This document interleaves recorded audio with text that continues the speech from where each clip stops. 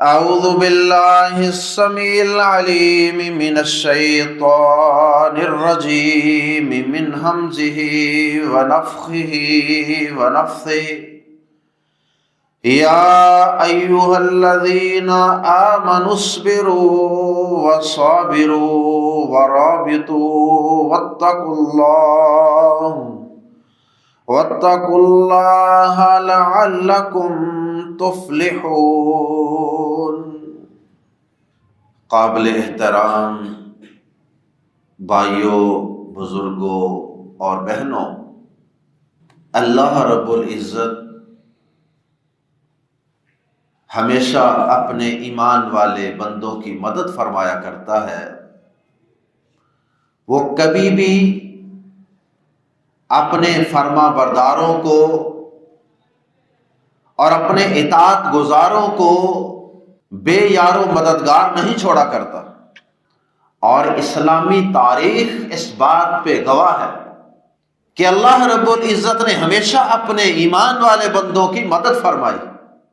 کافر کبھی بھی میدانوں میں ایمان والوں کا مقابلہ نہیں کر سکے۔ ہاں، کبھی کبھار ایسا ہو جاتا ہے عارضی طور پہ کہ ایمان والے ہی کچھ سست پڑ جائیں، ایمان والوں کے ایمان ہی کچھ کمزور پڑ جائیں، ایمان والوں کے اعمال اور ان کی اللہ رب العزت پر ایمان اور یقین میں ہی کمی آ جائے، وہ دنیا میں مبتلا ہو جائیں، دنیا کے فتنوں میں پڑ جائیں اور وہ صرف نام کے مسلمان بن جائیں، تو پھر اللہ رب العزت اپنے قانون کے اندر کوئی تبدیلی نہیں کیا کرتا، کیونکہ وہ تو مدد کرتا ہے ایمان والوں کی۔ اب اگر ایمان والے ہی اپنے ایمان سے پیچھے ہٹ جائیں، اگر یقین والے ہی اللہ پر یقین چھوڑ دیں، اور اللہ رب العزت نے جو اپنی کتاب میں اپنی مدد کے وعدے کیے ہیں، ان وعدوں کے ساتھ جو اللہ رب العزت نے شرائط بیان کی ہیں، ان شرائط کو ہی پورا نہ کریں، تو پھر اللہ رب العزت بعض اوقات اپنے بندوں کو وقتی طور پہ آزمائش میں مبتلا کر دیتا ہے، اور پھر کافروں کو ان کے اوپر غلبے عطا فرما دیتا ہے، اور پھر وہ ان پر ظلم و ستم کے پہاڑ توڑتے ہیں، وہ ان کو گاجر مولی کی طرح کاٹ کاٹ کے رکھ دیتے ہیں۔ گزشتہ خطبہ جمعہ میں ہم نے 5 ایسے اسباب کا مطالعہ کیا تھا قرآن مجید کی روشنی، کہ جن اسباب کی موجودگی میں اللہ کی مدد آتی ہے، جن 5 کاموں کو کرنے سے اللہ کی مدد میدانوں میں اترتی ہے،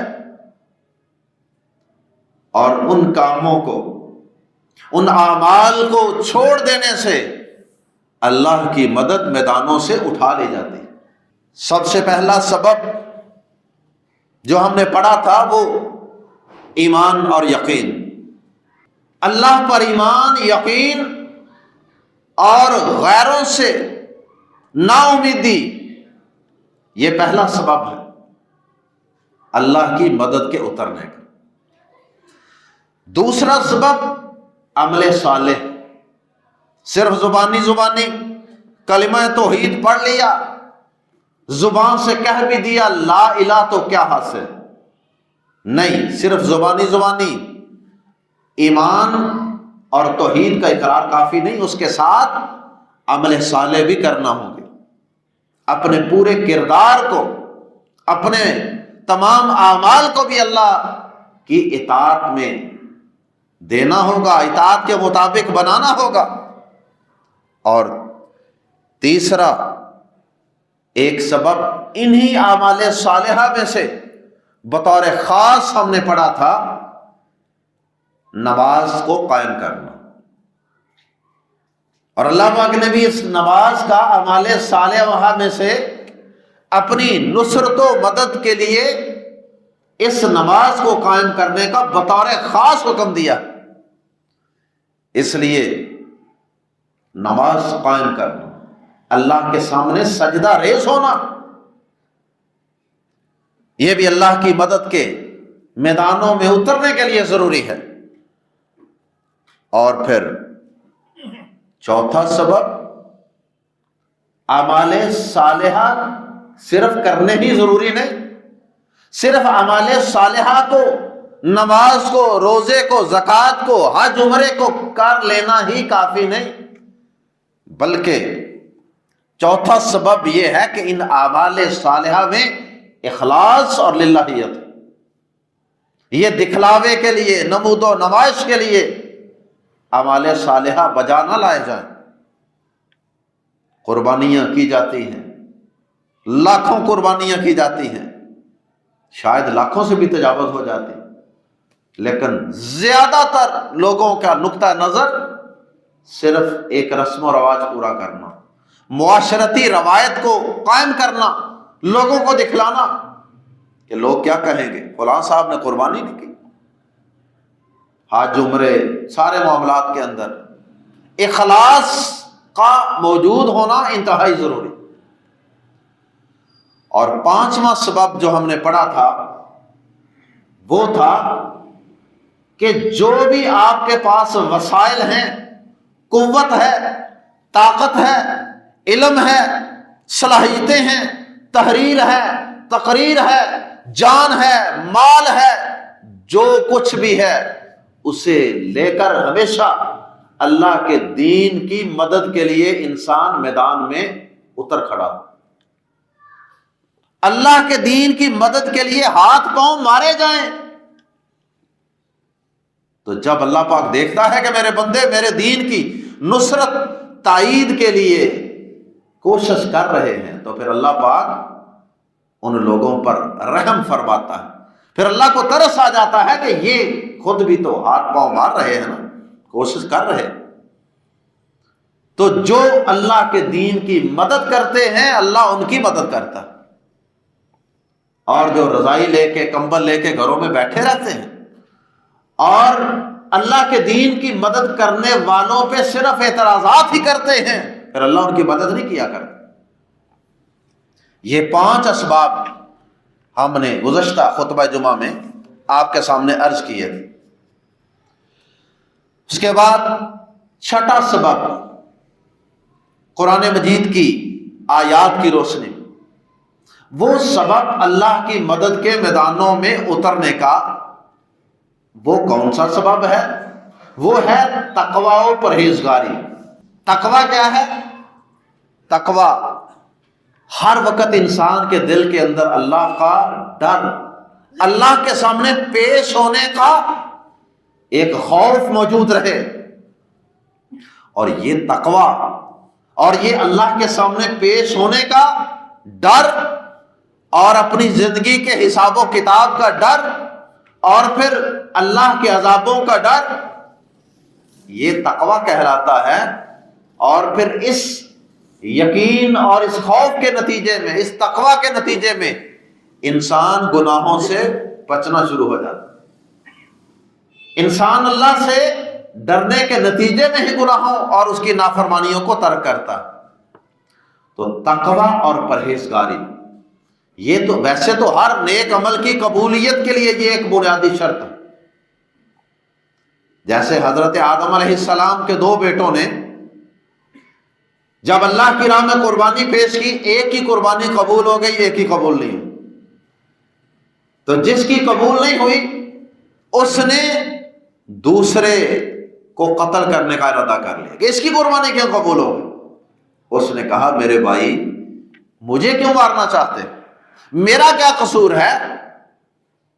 بات یہ ہے کہ اپنے اندر نیک عمل کی قبولیت کی شرائط پیدا کرو، اور ان میں سے ایک شرط اس نے جو بیان کی وہ تقوی اور پرہیزگاری بیان کہ انما یتقبل اللہ من المتقین۔ اس نے کہا کہ بے شک اللہ پاک صرف متقی اور پرہیزگار لوگوں کی قربانی کو اور اعمال کو قبول کرتا۔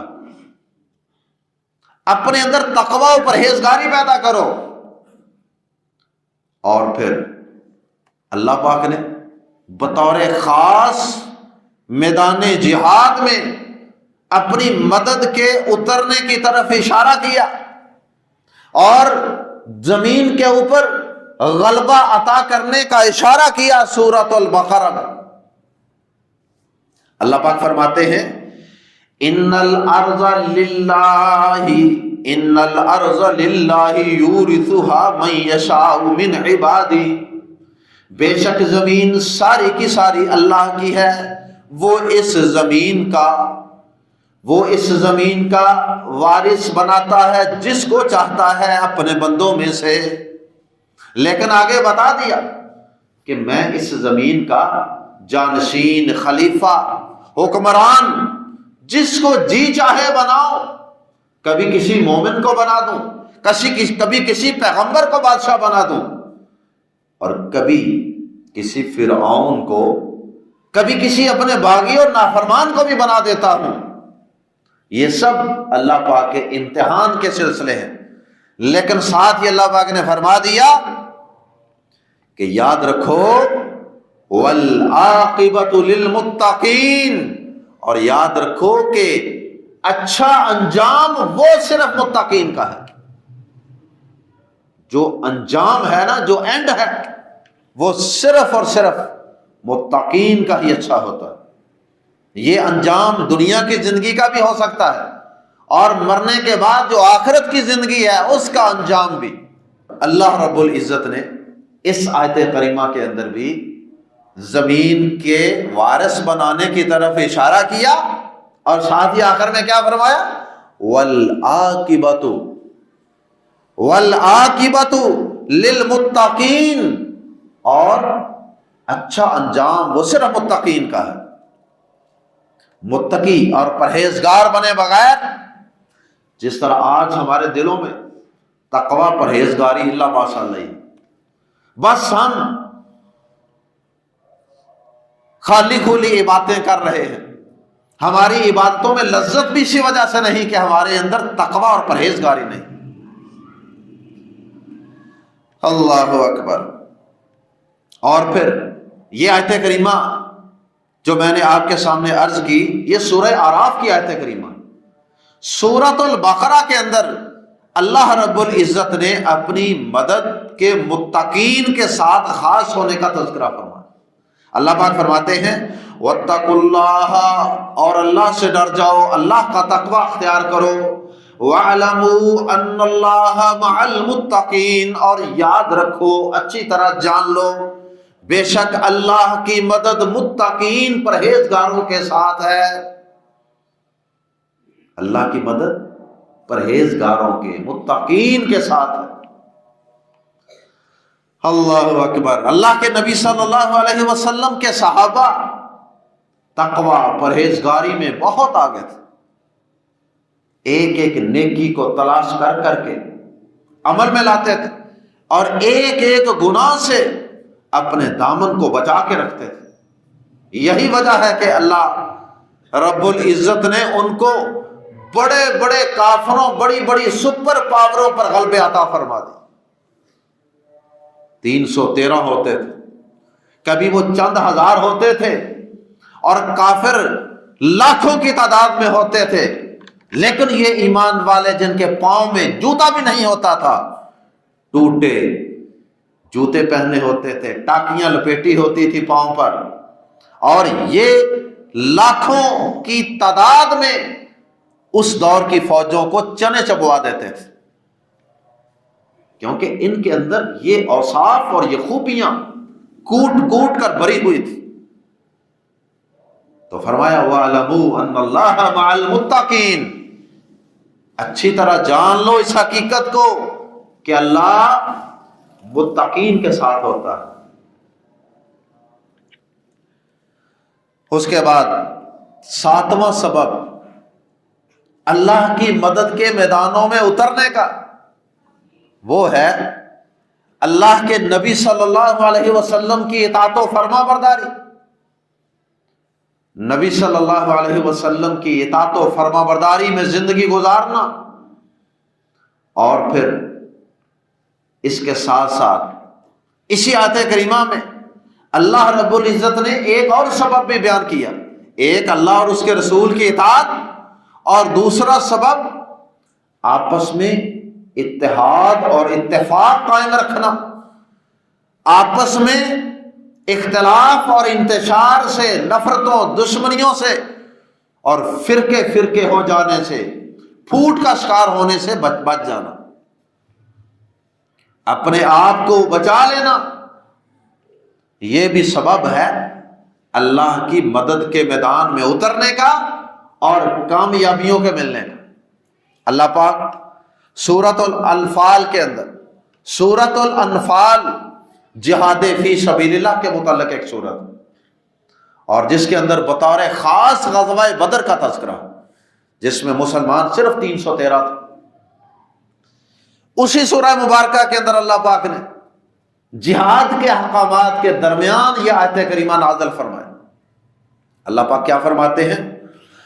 فرمایا وَأَطِیعُوا اللَّهَ وَرَسُولَهُ وَلَا تَنَازَعُوا فَتَفْشَلُوا وَتَذْهَبَ رِيحُكُمْ، اور اطاعت کرو اللہ کی اور اس کے رسول صلی اللہ علیہ وسلم کی، اور آپس میں لڑائی جھگڑا نہ کرو، اختلاف نہ کرو، فَتَفْشَلُوا، ورنہ اگر آپس میں پھٹ جاؤ گے، اگر آپس میں کٹ جاؤ گے، منتشر ہو جاؤ گے، تو کیا ہوگا؟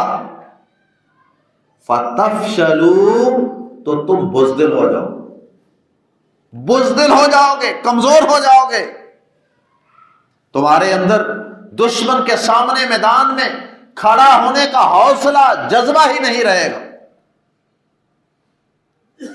تو دو کام ہیں جو اللہ پاک نے یہاں کرنے کا حکم دیا، ایک اللہ اور اس کے رسول کی اطاعت، اور دوسرا اتحاد و اتفاق کی فضا کو قائم رکھنا۔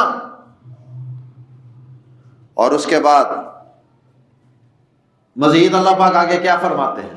فَتَفْشَلُوا وَتَذْهَبَ رِيحُكُمْ، ورنہ تم بزدل ہو جاؤ گے اور تمہاری ہوا اکھڑ جائے گی۔ کیا مطلب؟ ہوا اکھڑ جائے گی کا مطلب یہ ایک محاورہ ہے، یعنی وہ جو تمہارا ایک پڑ بنا ہوا ہے نا، پنجابی میں کہتے ہیں نا پڑ بنے، وہ جو تمہارا ایک روب اور دبدبہ ہے نا دشمن پر، محمد عربی صلی اللہ علیہ وسلم کے دلیروں کا ایک روب اور دبدبہ ہوتا ہے، توحید والوں کا، ایمان والوں کا، مسلمانوں کا، وہ روب دبدبہ ختم ہو جائے۔ دشمن کہے گا یہ تو آپس میں پھٹے ہوئے، یہ تو آپس میں ہی متحد اور متفق نہیں ہیں، تو تمہاری ہوا اکھڑ جائے گی، تمہارا روب دبدبہ جاتا رہے گا۔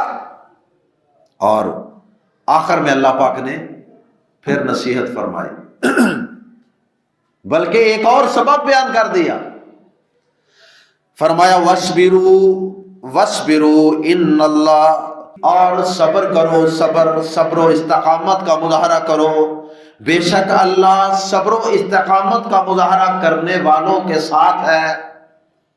میدان جہاد میں اگر تمہیں زخم لگتے ہیں، اگر تمہارا خون بہتا ہے، اگر تمہاری شہادتیں ہوتی ہیں، تو تم نے گھبرانا نہیں، اس وقتی آزمائش میں تم نے پیچھے نہیں ہٹنا، بلکہ تم نے صبر و استقامت کے ساتھ اللہ کی مدد کی کے یقین کے ساتھ میدان میں ڈٹے رہنا، اس لیے کہ اللہ کی مدد صبر کرنے والے، ڈٹ جانے، صبر کا ایک معنی استقامت بھی ہوتا ہے، ڈٹ جانا،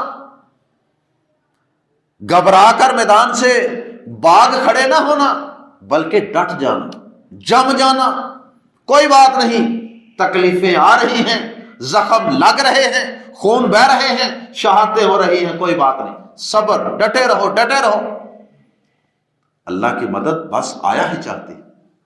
اللہ پاک ایمان والوں کو بھی تو جھنجھوڑتا ہے نا، ان کا بھی تو امتحان لیتا ہے میدانوں میں۔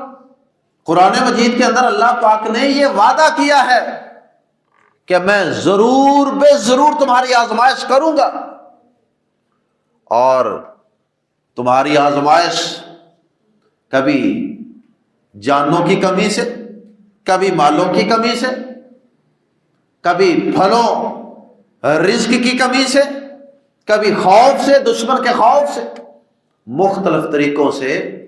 وَلَنَبْلُوَنَّكُمْ، میں ضرور بے ضرور تمہاری آزمائش کروں۔ اللہ پاک نے یہ نہیں کہا کہ ہو سکتا ہے، شاید تمہاری آزمائش، نہیں، آزمائش ضروری ہے۔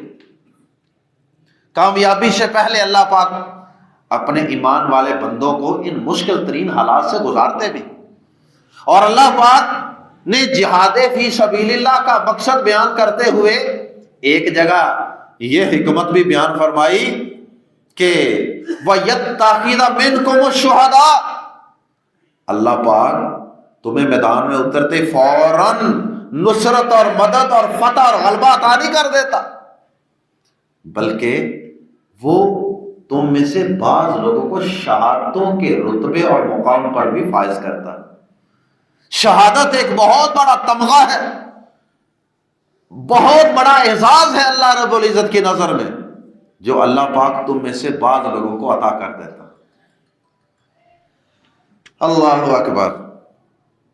تو اس آیت کریمہ سورۃ الانفال کی جہادی صورت کے اندر 3 کام اللہ کی نصرت مدد کے اترنے کے لیے بیان کیے گئے۔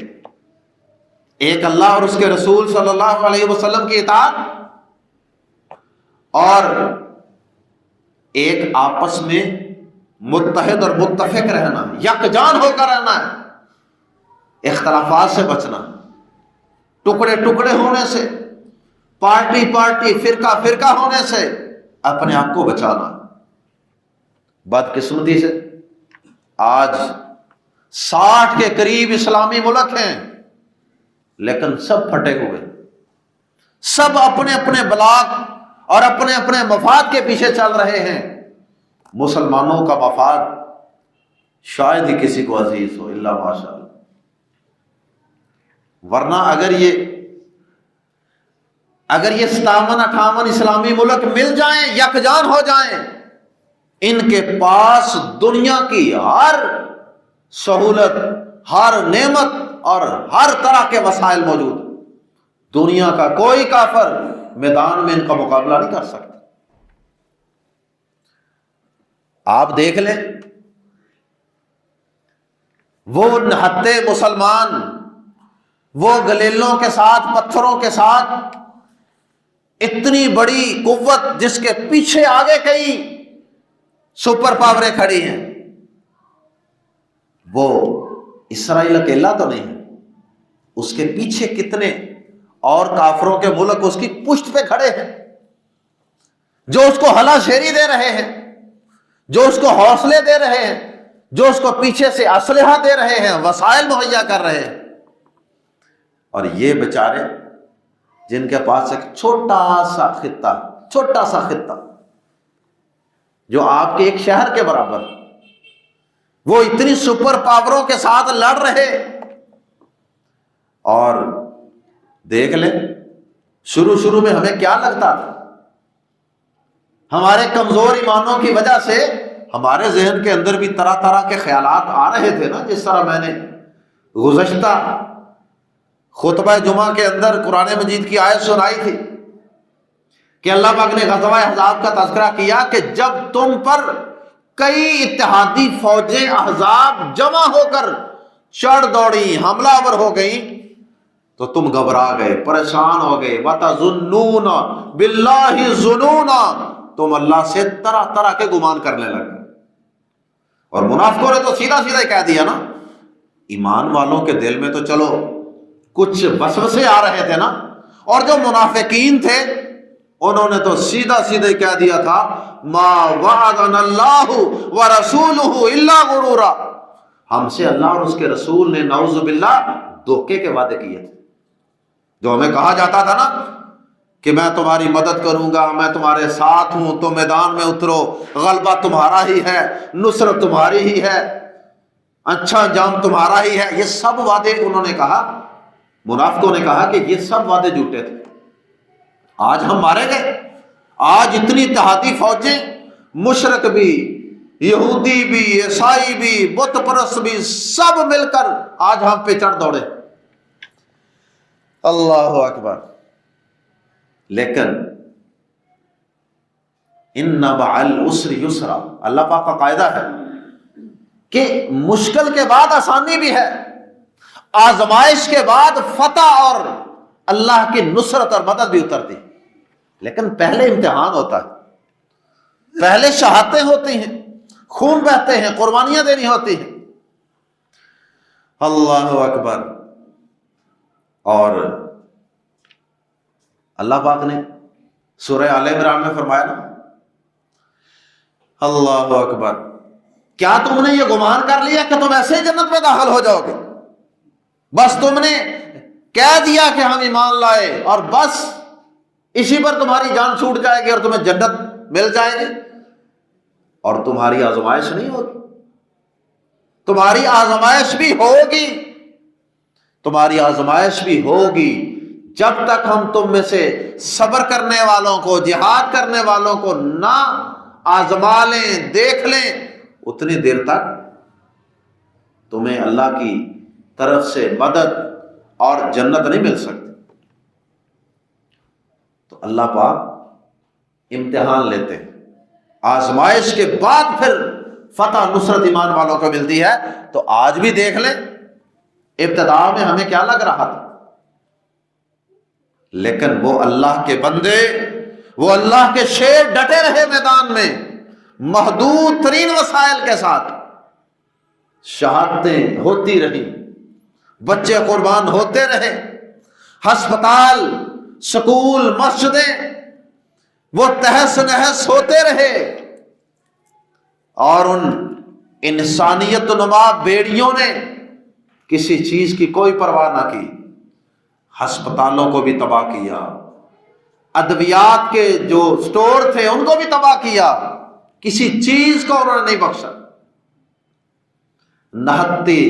نہتے لوگوں اور آبادیوں پر بمباری، میدانوں کے اندر تو وہ ان کا مقابلہ نہیں کر سکے، میدانوں کے اندر تو وہ شکست کھا چکے ہیں۔ پرسوں کا ایکسپریس اخبار پڑھ لیں، میرے پاس اس کی موبائل میں کٹنگ بھی موجود ہے، اگر آپ دیکھنا چاہیں، میں نے اسے اپنے فیس بک اکاؤنٹ پہ بھی اپلوڈ کیا۔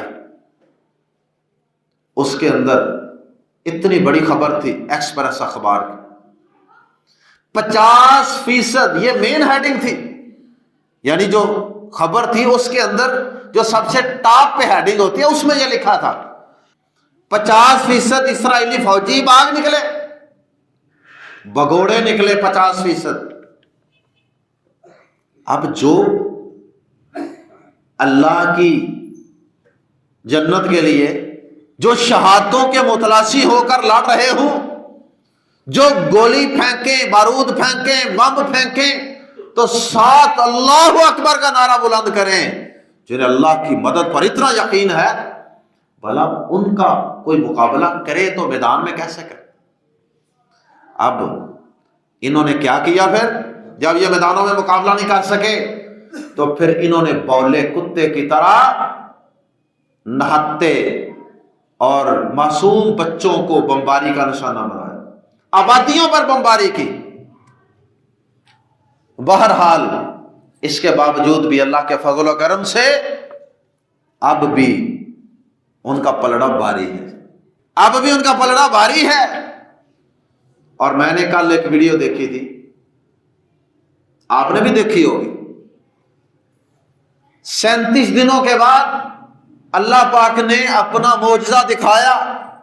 37 دن کے بعد ملبے کے نیچے سے ایک چھوٹا سا نومولود بچہ بالکل صحیح سلامت ہنستا مسکراتا برآمد ہوا۔ اب اس سے بڑی اللہ کی قدرت کی اور کیا نشانی ہے؟ اور یہ کل کے ایکسپریس اخبار میں بھی آئی۔ پہلے جب میں نے یہ کلپ دیکھا میں نے کہا پتہ نہیں سوشل میڈیا میں کسی نے ایسے بنا دیا، پھر وہ اخبار میں بھی یہ خبر آئی، اخبار والوں نے بھی اس کی تائید کی۔ اللہ اکبر۔ اور پھر میں نے ایک اور ویڈیو کلپ دیکھا،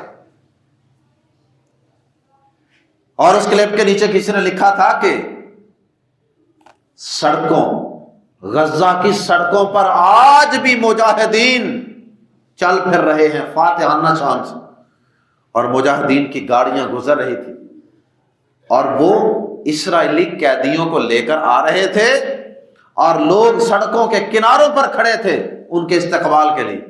یہ اسرائیلی قیدیوں کا جو تبادلہ ہو رہا ہے نا قیدیوں کا، اس سلسلے میں وہ قیدیوں کو لے کر آ رہے تھے اور کناروں پہ سڑک کے دونوں طرف لوگ کھڑے تھے، ویڈیوز بنا رہے تھے، استقبال کر رہے تھے مجاہدین کا. اللہ اکبر. اور پھر آپ نے دیکھا کہ جو قیدیوں کا تبادلہ ہو رہا ہے کیا وہ ایک ایک کی ریشو سے ہو رہا؟ اسرائیلی تھوڑے رہا کیے جائیں، فلسطینی اس کے مقابلے میں زیادہ رہا کیے جائیں گے. یہ بھی ان کی فتح نہیں، یہ بھی ان کا پلڑا باری ہونے کی دلیل نہیں ہے. اور آج ہی غالباً میں نے اخبار میں پڑھا ہے کسی ملک کے صدر یا وزیر اعظم کا بیان، کسی کافروں کے ملک، مسلمانوں کے ملکوں کے جو سربراہ ہیں ان کو تو توفیق ہی نہیں نا کوئی اس طرح کا بیان دے. بزدل حکمران ہیں ہمارے، بہادر قوم کے بزدل حکمران. تو خیر کسی کافروں کے ملک کے سربراہ کا بیان تھا کہ جنگ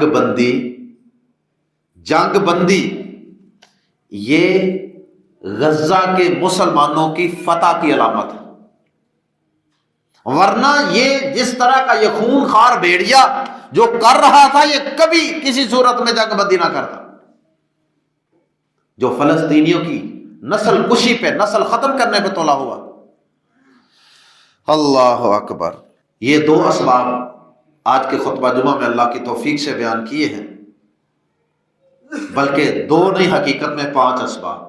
تقوی، پرہیزگاری، اور اللہ اور اس کے رسول کی اطاعت، اور اتحاد و اتفاق، اور صبر و استقامت، ڈٹ جانا. کوئی بات نہیں، تکلیفیں آئی ہیں، کوئی بات نہیں، ڈٹے رہے میدان میں، مایوس نہیں ہونا، صبر کرنا ہے، صبر کرنا ہے. وَاصْبِرُوا أَنَّ اللَّهَ مَعَ الصَّابِرِينَ. اللہ کی مدد صبر کرنے والوں کے ساتھ.